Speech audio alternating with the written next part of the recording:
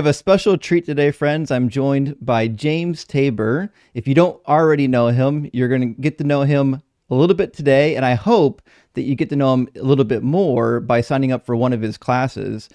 James is a retired professor in the Department of Religious Studies from the University of North Carolina at Charlotte, where he taught Christian origins and ancient Judaism for 33 years.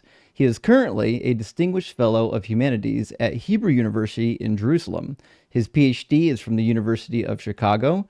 He now devotes himself to full-time research, archaeological fieldwork, and publishing. James, thank you so much for joining me today.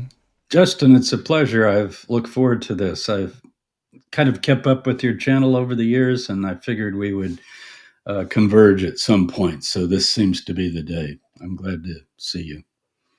Well, we have a really fun topic, and I'm happy to say that we're going to be touching on a couple things, but if people want really in-depth information, there's going to be a link to a conference that you're going to be teaching at that'll have even more information on this particular topic. So if today whets your palate, don't worry, there's more to come. You can get more, and also you have a YouTube channel and you publish quite frequently on your YouTube channel James Tabor videos, correct? That's right. Perfect. And if you're of the written variety, if you prefer written text, he has a website, jamestabor.com.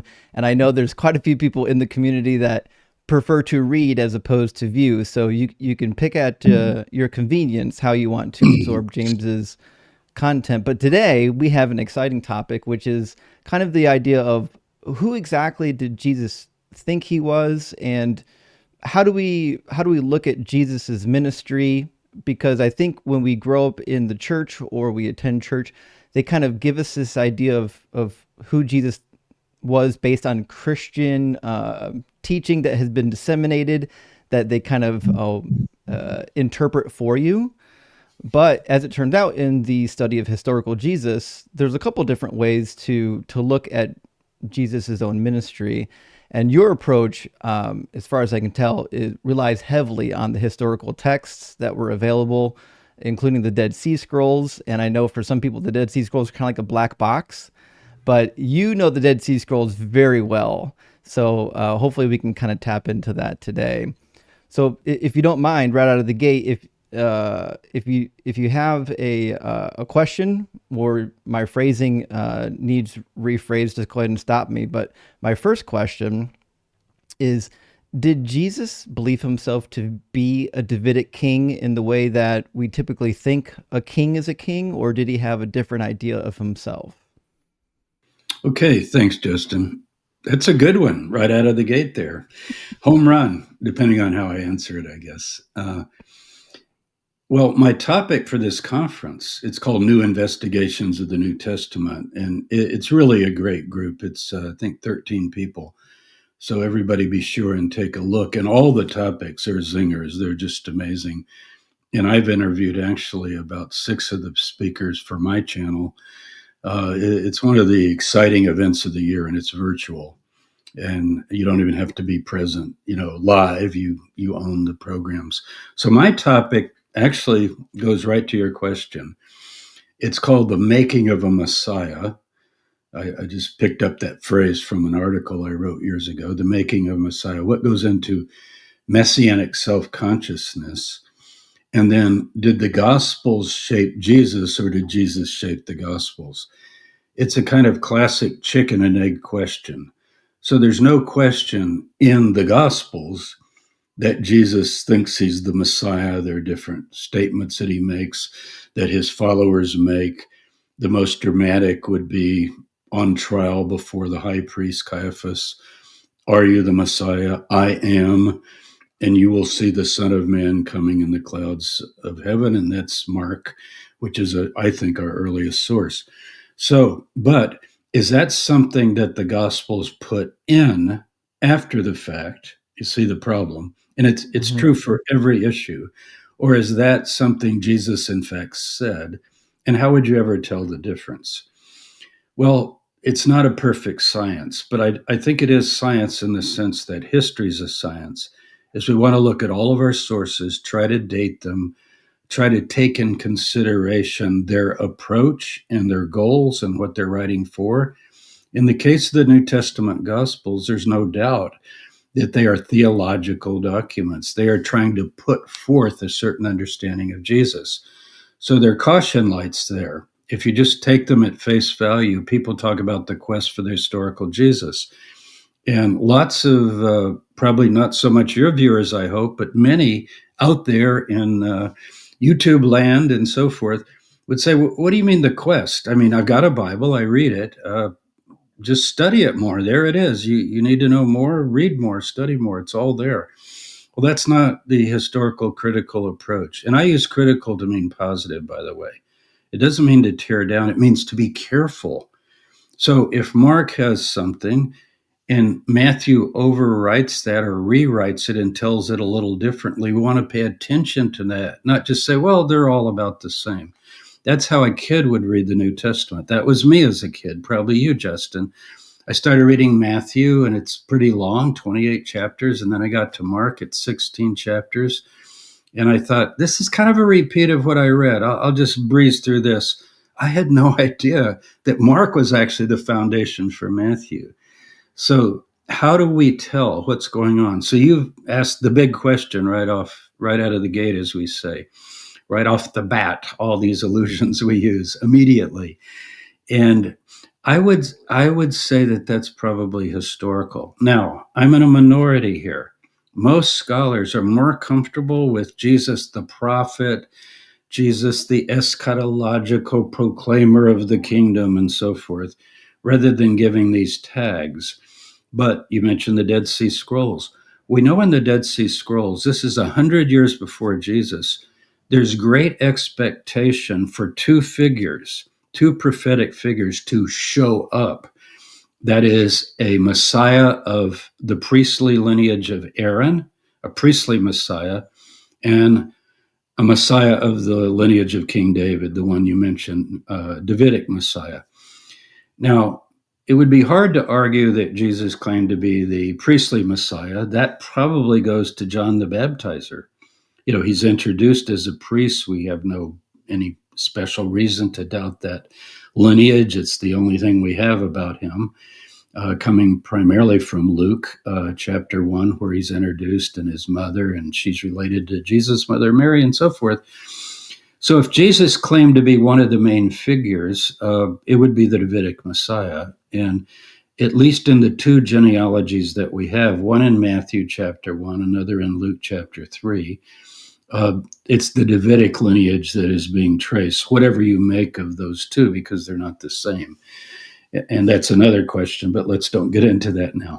I know So we can get buried in those weeds, and they're fun weeds to be buried in, but they are. Maybe other programs we'll just another take time. all this stuff apart for forever and ever. There's a lot. 33 years plus another 10 years at Notre Dame and also at William and Mary I'm teaching. So there's quite a bit that I've accumulated. And I changed my mind as well, Justin. But this is my view, that he did, in fact, identify with one of these figures. Now, that is actually reflected in all of our gospel sources, where people say things like, who is this? They're talking like John the Baptist. Is this Jeremiah or one of the prophets? Is this Elijah? Is this the Messiah? Whenever you say the Messiah, you normally mean in these times the Davidic figure, the king, the main person. And the text in the Hebrew Bible for that is Zechariah chapter 6. Many people have never read it. If you look, it talks about a king of the line of David. He's called the branch of David. And a priest will be by his side, almost like the priest is giving the spiritual advice and the king is the executive, carrying out justice and righteousness in the kingdom of God. And there are many texts that talk about this branch of David. I totaled them up once. I think there are about 10 throughout the Hebrew Bible. The main one's Isaiah 11. So did Jesus identify with Isaiah 11, the figure of Isaiah 11, this descendant of David? I think he did. So how would I establish it one way or the other? How do we know that chicken and the egg thing? Which way does it go? I would start with Paul. A lot of people don't realize Paul is our earliest source. And he's writing, decade or two after the events of Jesus' death. He's in touch with James, the brother of Jesus. So he's got something there. He's in touch with Peter, who's usually seen as the chief figure among the 12, at least. And what does he say in Romans 1? That Jesus is descended from David according to the flesh. According to the flesh is just a common term that means as a human being, he's descended from David. And then he goes on saying, and declared to be the Son of God with power by his resurrection of the dead, or actually literally by resurrection of the dead, because that's generic. It's not just him, but others to come. So that's our earliest source. If you want to say, what is the earliest source? We could probably date that in the 50s CE, so 20, 25 years after Jesus lived. And he's saying, basically, it's pretty evident. We all know Jesus is a descendant of King David. Since that correlates with everything we get in all four of our Gospels, as well as the Gospel of Peter, which is a later Gospel, but also has that same approach, then I think we can go with that. Now, what does that mean, though? What sort of messianic consciousness does Jesus have? What is he plan? What kind of a king does he claim to be? For example, there's a statement in John, and it's only in John, and it might not be historical, but it's interesting to quote in this context, where Pilate says, "Are you a king?" And this is Pontius Pilate, the Roman governor of Judea. "Are you a king?" Well, that's sedition, because there's no king but Caesar. You're not supposed to take the title king unless you're Caesar. You could be a prince, you could be a client king of some type. But are you the king of the Jews? Herod the Great was king of the Jews, confirmed by the Roman Senate and the Emperor Augustus. And it was actually Octavian at the time he became emperor, and Mark Antony, and so forth. So he's officially the king of the Jews. Are you the king of the Jews? And Jesus says, well, yes, but my kingdom's not of this world. Now, that could be taken as very ethereal, like, oh, it's in heaven or it's in some other realm. But he may mean, and I think very well he might mean, especially in that section of John, which seems to have much more historically reliable material about the trial and the procedures and all the details about the crucifixion and the time of day and so forth. It seems to come from a source that's as useful as Mark. Often compare Mark and the passion narrative of the Gospel of John. So what if he meant something like, look, if you mean, are you going to expect armies outside Herod's palace this week and we're going to take up arms? No, my kingdom isn't of this world. Almost as if to say, you know nothing about the power I have. Well, what is the power he has? Well, he's quoted in Matthew when he's arrested saying, put away your swords. Don't you know I could call 12 legions of angels? Now, my method is not just to put together everything. Go to John, go to Matthew, go to Mark, but on the other hand, you see how these things kind of cohere with this singular idea that this is not going to be by force, but in terms of humans raising armies and trying to overthrow the Roman or Jewish establishment. But that doesn't mean that he doesn't believe in an overthrow. He says things like, I saw Satan fall as lightning from heaven. So, did he say that? I don't know, but it's reflecting a kind of other dimension that I think we get throughout the Gospels. Another saying that is early, it's in a source that sometimes is called Q. I don't care. People might say, well, I don't believe in Q. Well, do you believe that Matthew and Luke have material in common that's not from Mark? Yeah. Okay. That material. And we think it's early. It's one of the early sources. Doesn't matter whether you call it Q, X, Y, Z, or just an earliest source. And what does he say? If I, by the finger of God, cast out demons, then the kingdom of God has come upon you. Well, that doesn't sound like getting together armies or anything like that, but a kind of a spiritual battle. And in that same passage, he talks about binding the strong man, that if you're going to invade the house of somebody and they've got a big, strong guy guarding, you got to tie up that strong guy. I saw you did some shows on Satan, as he's called. Well, he's pretty full blown in the New Testament. And Paul Yeah. calls him the God of this age. So Jesus is a figure that would be considered crazy, basically, today, I think, who thinks that he has angelic forces behind him by all indication. He thinks the kingdom has grown very near. And what is the kingdom? I think, Justin, that it's the kingdom of Daniel 2, Daniel 7, Daniel 9, Daniel 11, where the God of heaven breaks in pieces the kingdoms of the world, and they become the kingdoms of his Messiah, a kingdom of God, and ruled by his Messiah. So I would say that he does identify with that office, that role, and it's probably poured over the passages in the Hebrew Bible. And there's a very amazing dynamic that goes on, I think, psychologically, because we have other messiahs through history that I have studied, including one recent one that some of your listeners and viewers will know, David Koresh of the Branch Davidians. Notice Branch Davidian. He claimed to be one of those Yeah. figures. So I talk about messianic self consciousness. What does a person undergo in coming to think they are that person? Now, by definition, you would have to have the pedigree right out the gate, right? As if you're not descended from David, you could allegorize it, but it's probably not going to work.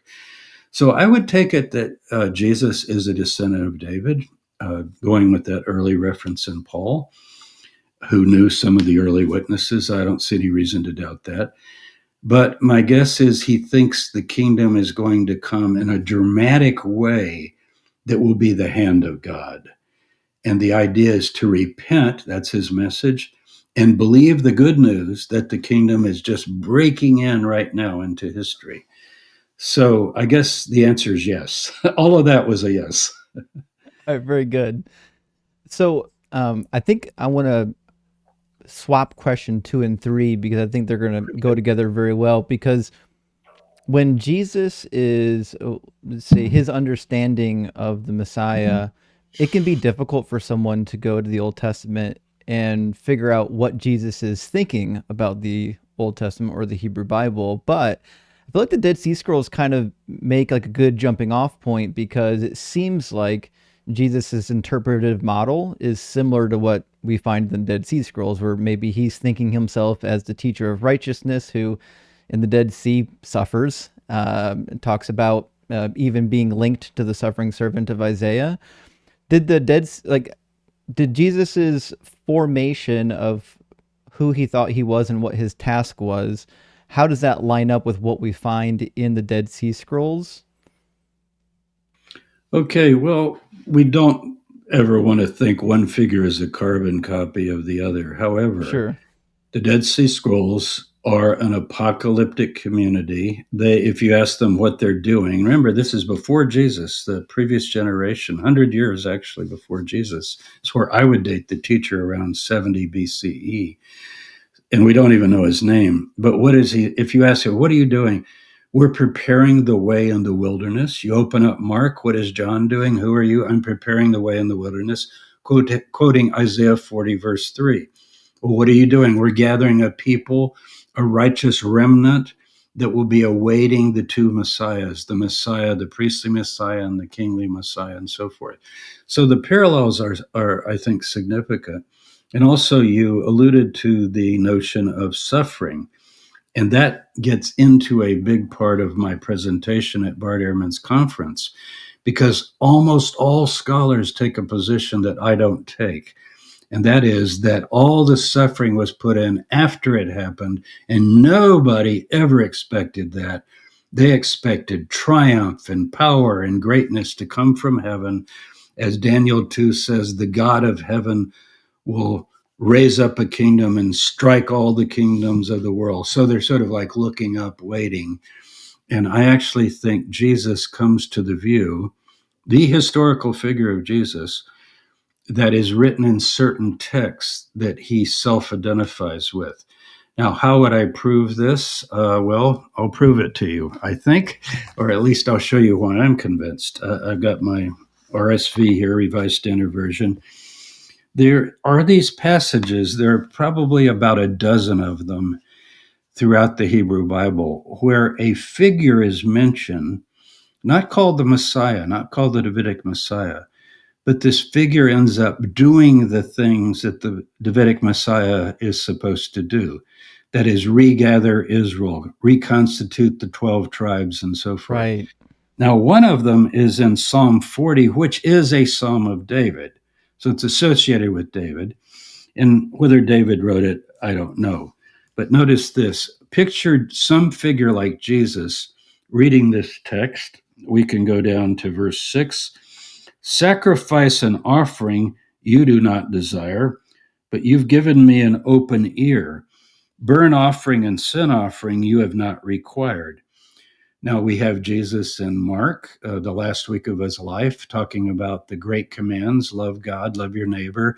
And the person he's talking to says, yeah, if we did that, all of these burnt offerings and sacrifices wouldn't even be needed. And he also goes into the temple that week and quotes Jeremiah 7, where Jeremiah says, look, I never commanded you when we came out of Egypt about burnt offerings and sacrifices. So here you have it in David's psalm, but listen to the next verse. Then I said, so you say, well, that's David, but somebody reading it later could understand it as a voice, a kind of spiritual voice coming through David. The Psalms are seen as prophetic in the Dead Sea Scrolls, right? In many Christian groups. Then I said, lo, I come in the roll of the book, the roll of a book, a scroll. It is written of me. So here's somebody thinking, it's written of me. Who is this person? I delight to do your will, O my God. Your law is within my heart. Interesting. Now, that wouldn't immediately say, well, that's Jesus. But let me go to one that you also alluded to, the suffering servant passages. If we look at this one's very interesting. It's not considered one of the suffering servant. It would be Isaiah 48, verse 16. Now, notice the language. You've got the RSV there. Draw near to me and hear this. Well, actually, I'm going to go back a little bit. Let's see. Go to verse 14.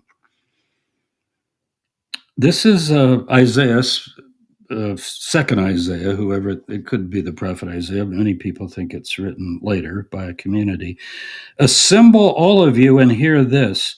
Who among you has declared these things? The Lord loves him. You see how individual that is? Like who? The Lord loves whom? He shall perform his purpose on Babylon, and his arm shall be against the Chaldeans. And even I have spoken and called him. This is God. I have brought him, and he will prosper in his way. Draw near to me and hear this. From the beginning, I have not spoken in secret.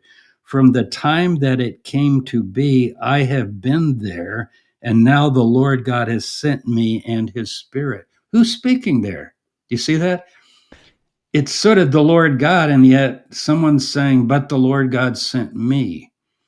So you get these puzzling passages. Now, if you just flip over a page, you get to chapter 50, and this is one of those suffering servant hymns, but notice the language is very similar. Verse 4, the Lord has given me the tongue of those who are taught, that I may know how to sustain with the word him that is weary. Morning by morning he wakens my ear. That sounds again like Psalm 40. I saw David Koresh go through this stuff because he thought it was him, and he did Oh, a yeah. very similar process. He goes, wait, in Psalm 40, who is this guy? His ears are open, and he delights to do the will of God. And now here's someone who says, morning by morning, he hears this word of God. I was not rebellious. I did not turn back. I gave my back to the smiters, my cheeks to those who pulled out the beard. I hid not my face from shame and spitting. There are others, of course, a dozen others that we could go to. And I picture not just Jesus, the teacher first in the Dead Sea Scrolls, quote some of these same passages. So I don't think it's far-fetched to think that in Jesus's own life, particularly after John the Baptist was beheaded, because you have this strange thing in Mark chapter 9, where there's this vision of Moses, Elijah, and Jesus glorified on a mountain. And then the disciples go, well, I thought Elijah had to come before the end comes. And you're telling us some of you standing here won't die till you see the kingdom come with power. You know, the takeover's coming very soon in the lifetime of you. You're the last generation. And they go, but where's Elijah? And he goes, oh, Elijah did come. You missed him. And they did to him what was written of him. Now that's in Mark. So Mark has this idea that John the Baptizer, we think is who he's talking about, being beheaded was somehow prophesied. Now, typically scholars would say, well, look, he didn't expect John to be killed, and then he found some texts. Probably Zechariah 13, it talks about strike the shepherd with the sword and the sheep will be scattered. But what's wrong with the idea, or what's objectionable to think that Jesus himself is trying to feel his way through these kinds of texts and comes to the view, as he tells his disciples in Mark, okay, I'm the Christ, right? You've all agreed I'm the Christ, but guess what? Have you realized that the Son of Man has to suffer many things and be rejected?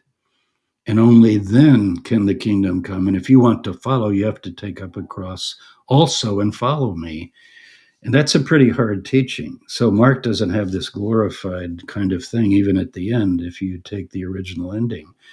You're kind of left at the cross thinking, whoa, what does that mean? Truly, this is the Son of God as he breathes his last. Not the power, not the glory, not even resurrection appearances. So Mark is dealing with the fact that he thinks this is the last generation. He quotes the text in Mark 13. This generation will not pass till all these things come, and including the Son of Man coming in the clouds of heaven. And so I think the followers are looking back to Jesus, but they're thinking, yeah, this suffering is something that we came to see would be required of us. Now, you can turn it on its head and say, no, nobody expected any of that.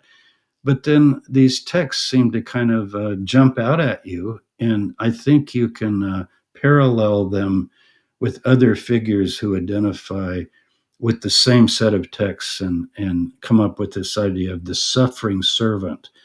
So who is the suffering servant? The servant is Israel, for sure. If you go from Isaiah 43 to the end of that material, 53, it's 11 chapters, I guess.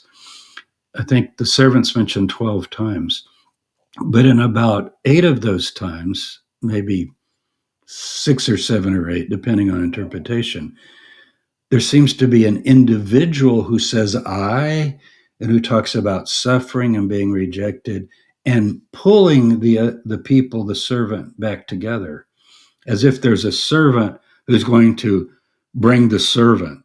Right. In fact, in one of them, Isaiah 49, the guy that it's talking about seems to kind of complain, or at least he goes, are you kidding?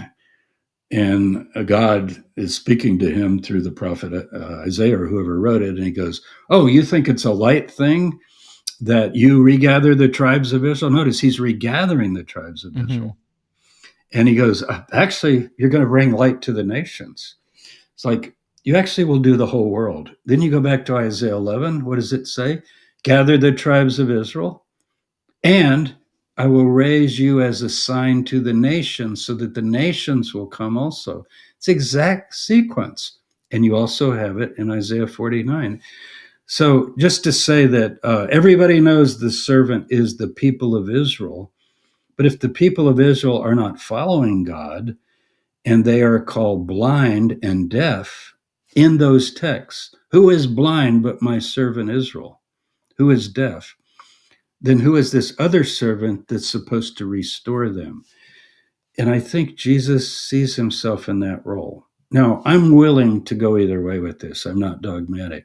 But in the lecture, and I'm not going to give it away, you got to sign up, I am going to propose a method by which you could tell which way to go. I'll give you one tantalizing question. If Jesus rode into Jerusalem on a donkey, and was proclaimed the Davidic king, basically, which we have in Mark chapter, what is it, 10, I think. 10 or Yeah, no, and maybe Matthew 10. 21 as well. Yeah, but particularly Mark, going with the earliest source. Then um, is that because later the gospel writer said, if he's the Messiah and we want to make him fulfill everything, there's a passage in Zechariah 9, verse 9, about the king coming mighty and glorious, but riding on a beast of burden, kind of humble Sure. also.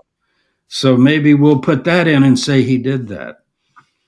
Well, then what does he do the next day? He declares the temple a bankrupt system and a den of shredders, literally. It's thieves, but it's a word lestes in Greek, and back in the Hebrew, it means you're basically a slaughterhouse. You're ripping up these animals that God never wanted, and he actually quotes Jeremiah and Isaiah, house of prayer for all people, and so forth. Oh, so he never did that either. He didn't ride in on a donkey, and he didn't cleanse the temple, as it's called. That was all put in later. Well, I would question that, because if he has this self consciousness, as let's see, Ed Sanders argued this, I think, and Paula Fridges is going to talk about it in her lecture that's part of this conference. So you're going to have more on this, of this riding in on the donkey and so forth. And I think he did it. She does too, that he did it. And Sanders argued in his book, Jesus and Judaism, that it's called a prophetic pantomime. And so what he's doing is he's trying to show the people, he's not causing it to happen at that moment, Mhm. but he's beginning to act out. What would it be for one to come mighty and triumphant, but humble and rejected, riding on a beast of burden like a servant? Maybe he is actually doing that. So I would come down on that side, that Jesus had a set of prophetic actions in mind. We see it with Isaiah. Walk through the city naked. And when people ask you, say, well, this is how you're going to be walking later. It's kind of humorous to picture Isaiah walking with his butt showing, and people going, why are you doing that? And then he tells them, or Ezekiel, cook a fire, make a fire out of Human basically dung. shit, out of dung, Yeah. it's called, and that's unclean. And then when people ask you, why are you doing that, say, because you're going to make your fires out of anything you can find when you're in exile. So we know of this, and there are other places as well, this prophetic kind of pantomime. So let's call it a messianic pantomime. As you go through the text and you do the things the Messiah is going to do. And you know how Zechariah ends? And that day in the future, when the kingdom's here, there will be no traders, traders, Mhm. in the house of God. So what is he doing? He didn't get rid of traders. They were trading all week after he was dead, and it went on until the destruction of the temple. And so it didn't accomplish it, but did it foreshadow? Is that what he's trying to do? So I'm going to deal with that question. I'm going to pick 5 examples. I'm also going to bring in other figures, the teacher from the Dead Sea Scrolls. I'm going to do a little bit with David Koresh, a modern Messiah, just as a kind of a cross check to talk about how the messianic mind can work once someone begins to think, I'm reading about myself. Imagine the dynamic. I'm reading about myself in this text. And when it says I, that's me. That's a powerful idea. And psychologically, think about it. What what is that person going to feel like? And many religious reformers have had that view. Many pastors have that view. you were Indeed. you were a pastor. Boy, this church that I'm raising up, I just feel that we are destined to change America, not just America, but the whole world, and you get this Yeah. kind of, and maybe, and this is where it gets kind of really questionable. I've got a text where I think it might even be talking about us directly. Right. So, It seems like in the Dead Sea community, you brought up the Habakkuk Pesher. They seem to have this idea that there's like a transitive property to the prophecies, where yes. it could have an original context, but then it can have a secondary interpretation, and let me tell you what the secondary interpretation is. That's why we have the Pesherim and whatnot. Absolutely, for Is sure. this how Jesus seems to be utilizing the Hebrew scriptures in a similar vein? I think so. And here's another example that also occurs in the scrolls. And this is a test, and I'll probably use this in my lecture. I don't want to give it all away, so I won't tell you exactly what I think. But Jesus is walking across the Kidron Valley. He's just predicted at this final meal with the disciples that one of them will betray him. And then he talks about a text at the supper. He who dips his hand in the bowl with me is the one. But that's a private thing that he says to this so-called beloved disciple. He says, it's whoever did, and I'm going to give him this sop of bread. But as they're crossing the Kidron, he says, it is written, strike the shepherd and the sheep will be scattered. Okay, that's a perfect example maybe of a gospel writer putting something in. He's getting ready to get arrested, crucified. I'll just put that in. But you know what? You read within the teacher's hymns, some of which Mm-hmm. we think he wrote. And what does he say? My intimate friend who ate bread with me has lifted up his heel against me. And he's talking about someone who actually did that. He's not predicting it. He's referring to it, we think, because he calls him the liar who took away disciples after his own ideas and so forth. Well, the liar's followers would not say he's the liar, right? They would Right. say the teacher was wrong and they are the ones who received the true message. And strike the shepherd, that's also quoted in the. It's very interesting. The Damascus document has two versions, A and B. And in A, the teacher's not dead yet. But in B, he seems to have been gathered to his fathers. And that's where they quote, strike the shepherd and the sheep will be scattered. Now, that sounds like the community applying it to the figure. Maybe he's been killed and they're trying to look for something. So I want to recognize that dynamic. But when Jesus if he's expecting to die, if he's identifying with this figure, particularly Isaiah 52 and 3, who's wounded, who's led like a lamb to the slaughter, and who is killed, basically, pours out his life. If he's reading that and personalizing it, he well could have quoted that, or he might know something about the Dead Sea Scroll community and think, just as something like that happened, just what you referred to in the past, it's now happening again. Right. So there's different layers that you have to sort out when you try to solve these things. But I don't think either you could take either extreme. If you say, look, we don't know a thing about Jesus. We don't even know if he thought he was the Messiah. We don't know if he thought he was going to die. We don't even know who he thought he was. It was all added by the gospel writers. Or, and that would be it, you see on YouTube people that say, well, Jesus didn't even exist. Well, that would mean everything was literally taken Right. from these texts. And the other extreme would be just the fundamentalist extreme. If it says he said it and anticipated, then he did. What's the question? Right. Yeah, Okay, I'm we at have the least historical trying. Jesus. It's in the Gospels. It's in the Gospels, yeah. So if he said strike the shepherd, then he said it literally as he entered the Kidron. That's what he said. We have a videotape, meaning the Gospels. So Precisely.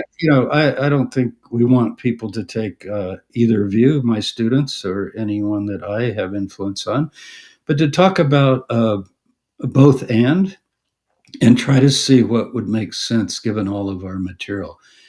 And one of the things that Ed Sanders talks about in his book, The Figure of Jesus, let's don't just focus on what Jesus said.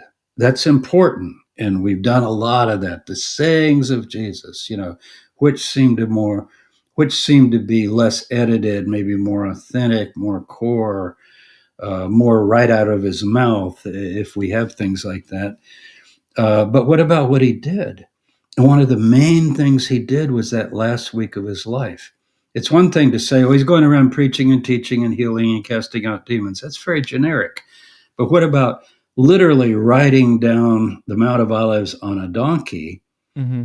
with Zechariah 9:9 in mind, and then going into the temple and doing Jeremiah 7, I would argue that he did those things with Sure. that effect. That would be my position. So, again, I think he thought he was the Messiah. There's a long answer back to the first question. Well, I happen to agree with you, and a lot of people in my community are like fascinated with the Dead Sea Scrolls, and they're starting to see overlap as well, where it seems like the Qumran community has a lot of affinity with the Jesus movement. So put the link to the course that I have with Hmm. Mythvision courses. I have a course, Jesus and the Dead Sea Scrolls. I don't know if you've taken it, but it's I think it's 10 or 12 lessons, lots of materials, and we go very, very deeply into that in a really engaged way with the texts themselves. So I'll if definitely you'll add put that. the link to the course itself, that would be great. And I'm glad to hear that people are interested in that. John Collins, great Dead Sea Scroll scholar. Yeah, I like John Collins a lot. We know each other. We're friends. I don't know if you've interviewed him, but he would play down the parallels a little bit, but really in reaction to people who overdo them. But he did. When Israel Knoll and Michael Wise wrote their books, The First Messiah and the Messiah Before Jesus, basically arguing that the Qumran teacher anticipated his suffering and so forth. He wrote about that, and he reviewed the books and wrote articles. Did the teacher identify with the suffering servant and so forth? And he doesn't completely dismiss it. He just recognizes the diversity and variation of how any particular historical situation is going to have certain parallels, but then also certain differences. And we're not even sure. Did the Dead Sea Scroll group? I'd love to hear what you think. When you read the War Scroll, are they Yeah, pantomiming a battle? I think they are. yeah, yeah, I mean, yeah. I think they're shining their bucklers and polishing their swords and writing victory to the Lord on the swords and the banners. I don't really think they're imagining they're going to go against So Rome. I I think have it's the some, walls of Jericho. They're going to go yeah. up in formation, and the Roman legions are going to come down from Syria, and all of a sudden it'll be like the Assyrian army. They're just going to disappear. I have some opinions. I think like what we find with Jesus being compared to Melchizedek, and then we have got the Melchizedek scroll. It almost seems like certain part of the New Testament is under the impression that there's some relationship between the sons of light and Melchizedek waging war against the sons of darkness and Belial. And I don't know how much overlap is there if they meant to overlap on purpose, but it feels to me like the book of Revelation is tapping into this idea of like Jesus does have some cosmic end times war battle significance, but it doesn't really spell it out. And the scroll is kind of broken up in different places. So it's hard to know what originally was in there. Right. But either way, it's not like let's break into the armory at Cephas and get our arms ready Right. Yeah. Yeah. because the Romans are coming. It's Um, cosmic. It's, it's cosmic. And even yeah. in the War Scroll, it mentions the Davidic figure finally showing up. Right. And that's when it's going to happen. And I think that goes very well with Jesus saying, Do you not know I can call 12 legions of angels right now if I need to? And I think he believed that. I would put that down as probably something like that he would say. Just have faith. The victory is going to be God's. What is our job? Our job is to face the enemy. And if we have to die, then we have to die because we also read these texts about being spit upon and rejected and plucking out the beard and so forth. So I think he's trying to read all of the texts that have to do with the future redemption, and it's not just God comes from heaven and smashes enemies. Uh, Even in Daniel 7, uh, Right. where there is this triumph, it also says that this final figure will wear out the saints, literally grind them down into nothing. And whether that was originally the Maccabees or not, it doesn't really matter with Antiochus Epiphanes. It's not being read that way In the time of Jesus, it's being read as the Right. Ketim, as they're called in the scrolls, the Western powers coming in from Rome and Greece. So, Well, there's more questions. I want to respect your time, but I have one short question I think we can touch on okay. briefly. And I don't think it's going to overlap with too much of your material at the conference either. You brought up John the Baptist, and there's some sort of messianic relationship between Jesus and John. And we see also in the Dead Sea Scrolls and even a little bit in Talmudic writings, like in Sukkah 42, I believe, we've got like a two Messiah configuration where one of them dies. Is there any indication that Jesus understood John to play into a two Messiah relationship at all? I do think he might have come to see that. I do see John as the main guy, the inaugurator of the movement. And again, that's embedded in one of our earliest sources, that double sayings material that's in Matthew and Luke, where Jesus says, among those born of women, there's none greater than John. And even though there's a caveat added by the Greek writers, but the least in the kingdom is greater than he, just strike that really, or hold it, because the statement is stark enough. Who do you think John was? A prophet? More than a prophet. Well, what is more than a prophet? More than a prophet is the prophet like Moses, very clearly. Deuteronomy 18:15 through 18. That's not Joshua. Joshua has to check the ephod and he has to go to the priest to get his answers. But what does it say in Deuteronomy 18? Generally, prophets, they have dreams, they have visions, they hear voices, but not so with Moses. I speak face to face. So I think Jesus honors John as the inaugurator of the redemptive movement, but John connects with him. He's baptized by John. He's actually a disciple of John in a sense. Yeah. Now, the Gospels have to protest that because he has to go away and be a side item, and They Jesus really has. need Jesus to be elevated past John, right? Yeah, and you can see it progressive. Mark has no problem with it. Like he came and was baptized, he had this great revelation. And Matthew goes, yeah, but he probably objected, right? He adds that, because after all, let's make clear Jesus is greater. Oh yeah, you're greater, but I'll do it if you insist. You should be baptizing me, really. I would really doubt if that happened.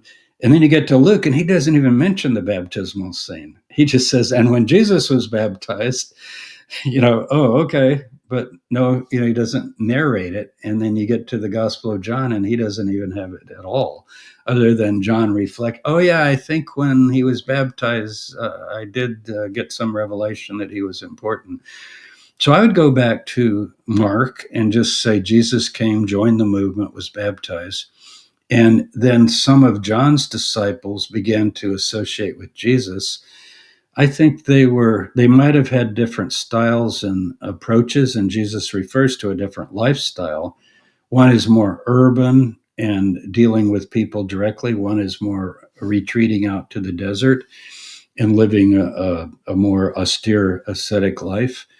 But one is a Nazarite, right? And the other is living without those vows. And so that makes a difference just in what you can eat and drink and touch and your lifestyle. And Jesus touches a leper, he touches a dead body. You know, he's not so worried about this sort of ritual impurity, especially if he's not going into the temple. I think if he went in the temple, he would have followed those rules. I see no reason why he wouldn't as a Jew. Paul did. When Paul went to the temple, even though Paul, who says, he doesn't have to do any of this really.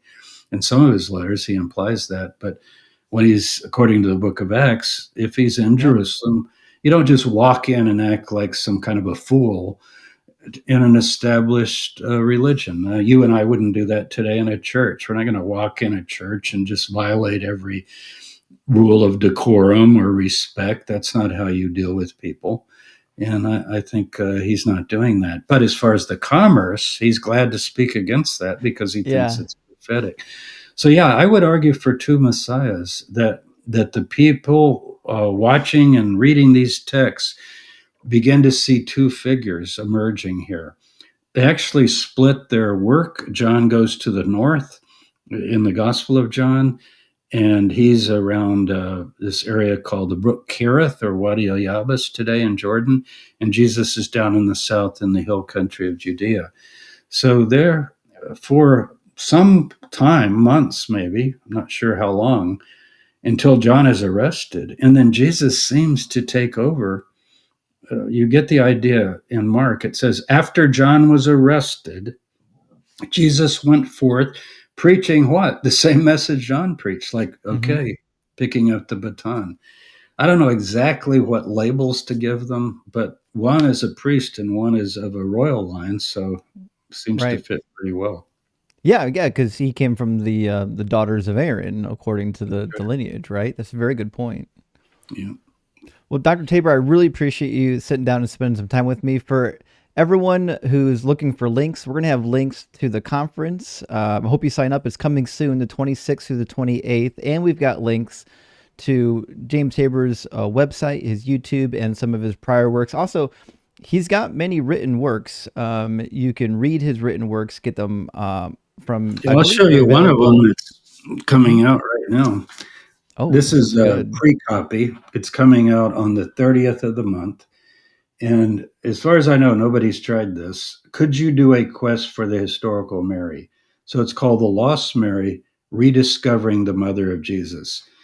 And I've spent, well, the most time I've ever spent on a book was my dissertation, and that's expected. You know, at Chicago, You have the to. average time is 8 to 10 years, and I think I finished in 8. But I've spent almost a decade on this book, uh, as far as trying to do all the research on it, and I'm trying to recover this woman for what she really was, because I think she's been robbed of her Jewishness, her faith, her children, basically, and become more of a goddess, a queen of heaven, ever virgin, and so forth, which historically I don't think stands up. And if people pre-order this book, I'll give you a little pitch here since I'm on your channel. If you will pre-order it through any bookseller and send me a email at this particular address, Tabor Lost Mary at gmail.com. You can put that in. I will. You don't have to prove it. Don't send your receipt. Because I don't even think you have to pay if you use something like Amazon. You just pre-order it. So why do I want to pre-sell it? Because it really affects the standing of the book the day it comes out.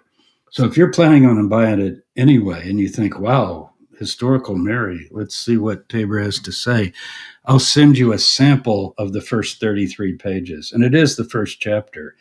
And you will get from that a good idea of whether you want to go through with your purchase. I don't think you have to pay until it comes out anyway. So that's just my offer to people. I'm trying to get people to pre-order it. Curious because I can already hear people in my community asking the question, will the book be dealing with any of the inflammatory accusations from like Kelsis or others claiming that she, had illicit unions? There is a chapter called Mary's Secret, so I'll leave it secret. Okay, perfect. What I'm mainly trying to do is credit her as not the mother of God, but the godmother of the movement, who raised this extraordinary family of 7 or 8 kids, probably widowed from all we can tell, with Joseph dying early on, and just the courage and what sort of times that she lived through, and holding that family together. And then 2 of the boys, Jesus and James, dying violent deaths for messianic reasons. Right. And I do present James as taking over the movement, and even Peter and John defer to James as the leader in most of our sources. So all of that is covered as well. But there's not a lot on Mary. So how do I write a book? I have to contextualize things as much as possible, and that's what I try to do. Well, that sounds really exciting. I'll be interested to read the book. I really appreciate the time that you spent with me. And if you need more, join the conference, watch the lectures, and consume as many James Tabor videos as you can. Again, it's James Tabor videos on YouTube is Yeah, where you can find subscribe him. to that channel. That'll help me. And Absolutely do. I've already subscribed to Justin. So And okay. remember to comment on the video to help the algorithm. And with that, Dr. Tabor, I hope you have a great day, and I'm sure I'll see you again Okay, in the future. great. Good to see you. Take care. Bye bye.